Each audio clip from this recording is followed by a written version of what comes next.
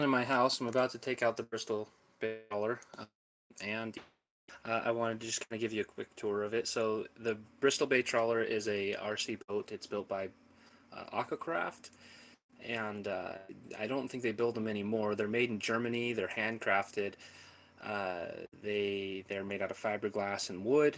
So really cool. If you scale boat like that, it's pretty cool. Of course, though, maybe you just like the ride-alongs, whatever you want. But just giving you a quick little overview of it. So, tis Bristol Bay Trawler, dry docked in the house, and she's not my only RC boat, but she's the one I'll do most of my videos with. Today we're going to go out and we're going to explore Lake Coeur d'Alene a little bit. I'm going to show you the dock near the Hagedon Resort, and yeah, sorry, it's kind of hard to get all of her in one perspective because she's so big. You can kind of see her there. And so long story short, I purchased this boat for about $160. Bought it as I don't know, a hobby boat. I wanted something that was scale. Looked all over. A lot of people like destroyers. A lot of people like, battleships and cargo boats and stuff like that. But I think the one that captivated my imagination the most, the one that I liked the most, was the fishing boats. And this one was just, I don't know, it's kind of adorable. At least I think so. But yeah, no, kind of an adorable little boat. I like the colors. I like just about everything about it. I like the fact that it was a trawler. It looked like something that somebody would actually fish with. I had one person tell me, like, it looks like a boat you'd see in Alaska, for all that matters. Um, but anyway, just giving you some reference on some of the mods I did, because this boat came and it was not perfect. It did need some work. So one of the mods I had to do was I had to the biggest mod, and this is, you're gonna have to do this if you're anybody and you want this thing to perform adequately, is add weight to it. It was not balanced very well at all. Let me go ahead and take off the cover here on the fish crib. Is what they call that. That's where you put all your fish to go to sleep. As if.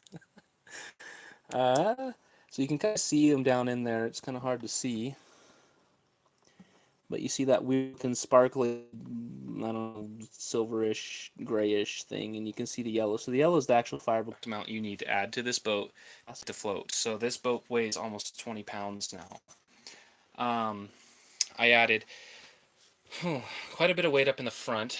That was where most of the weight went, and then I had to add a couple little weights in the back. You can see one right there by my rudder. Had to add that one to get the water line correct. And then I've got one or two more back here that I had to add. So one of them you can see is up here, maybe not. So you can see one of them is up there, and then there's another one right there by the motor plate. So yeah, those were the weights that I had to add. Now I haven't changed any of the electronics in this. Originally, when I bought this boat, I'm a die-hard brushless everything fan. This boat will get to use its brushed motor until its brushed motor will not go anymore. And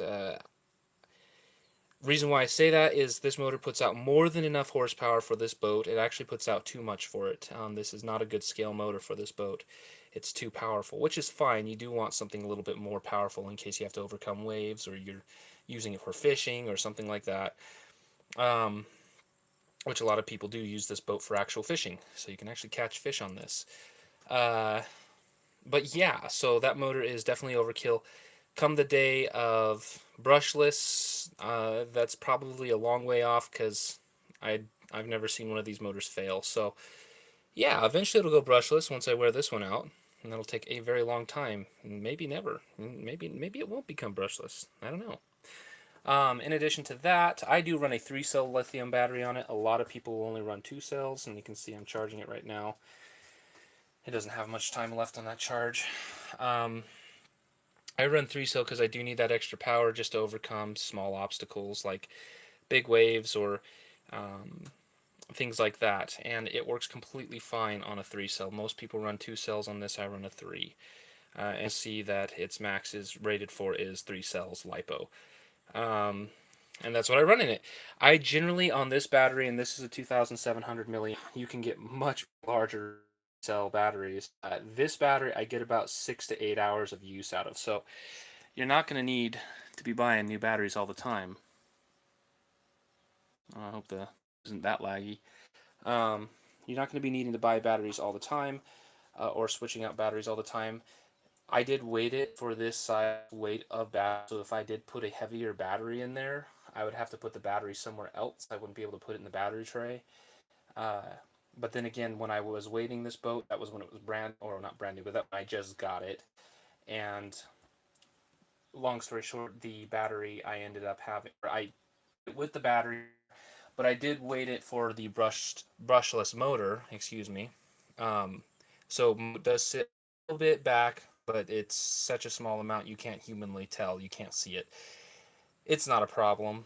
But ultimately, just kind of letting you know on some of the aspects of this. Now, in regards to my other modifications, I did modify the wheelhouse a little bit.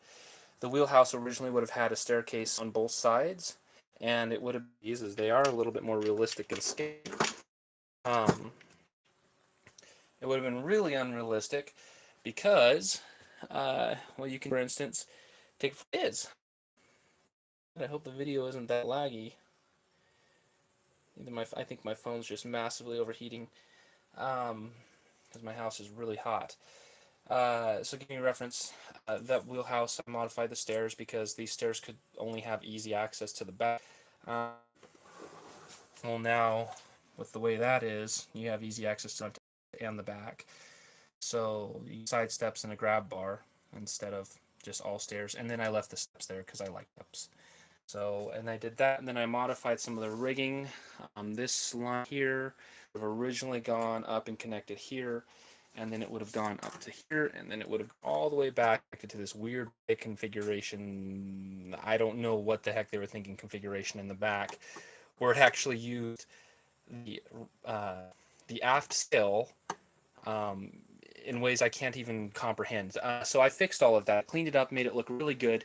The cool thing about these new lines is they are pretty much perfectly vertical along the mast. It makes the boat look very, very, very good, and it's done in a way that they would have done it. So great. Well, anyway, before I think I better let you guys go before my phone catches on fire here.